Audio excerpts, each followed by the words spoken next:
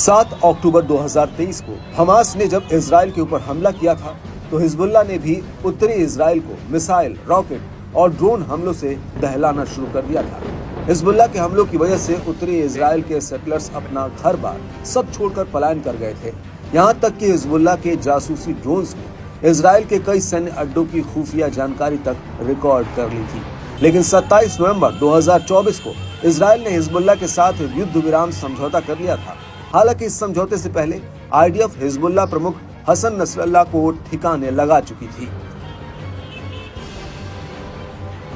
लेकिन जब तक युद्ध विराम की नौबत आई तब तक इजराइल भी जंग में काफी कुछ गंवा चुका था और अब जिस शर्त पर इजराइल हिजबुल्लाह के आगे झुका था वो अभी तक पूरी नहीं हुई है और न तो हिजबुल्लाह ने पूरी तरह से हथियार डाले और न ही सेटलर्स अपने घरों को लौट पाए। और अब इसको लेकर इजरायली मीडिया ने एक बहुत बड़ी बात कह दी है। दरअसल इस युद्ध विराम को लेकर इजरायली मीडिया का कहना है कि ये एक ऐसा रणनीतिक जाल है जिससे इजराइल का बाहर निकलना बेहद ही मुश्किल है।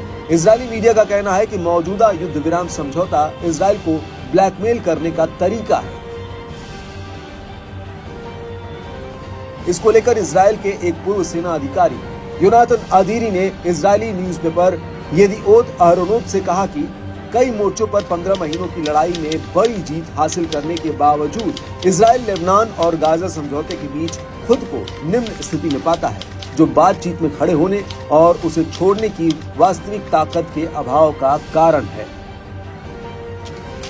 अदीरी का कहना है कि लेबनानी सेना समझौते को लागू कर पाने में विफल रही है, जिसकी वजह से इजराइल के पास लेबनान में अपनी सैन्य मौजूदगी बनाए रखने के अलावा कोई विकल्प नहीं है।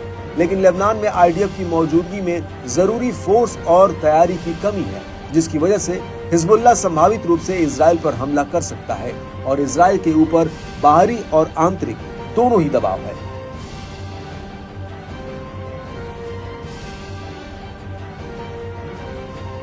आदिरी ने आगे कहा कि शुरुआती तौर पर समझौते को एक रणनीतिक रूप से स्वीकार किया गया, लेकिन धीरे धीरे ये एक रणनीतिक जाल में तब्दील हो गया जिससे निकलना मुश्किल है, विशेष रूप से उत्तर के सेटलर्स को सुरक्षित रूप से उनके घरों में वापस भेजने की जरूरत की वजह से।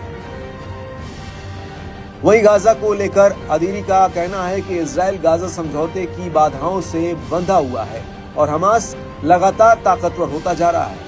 इजराइल द्वारा प्रत्येक फिलिस्तीनी कैदी को छोड़ना गाजा पर उसके कंट्रोल में एक तरह से बढ़ोतरी है और इस समझौते की वजह से इजराइल हर हफ्ते महत्वपूर्ण प्रभाव खोता जा रहा है।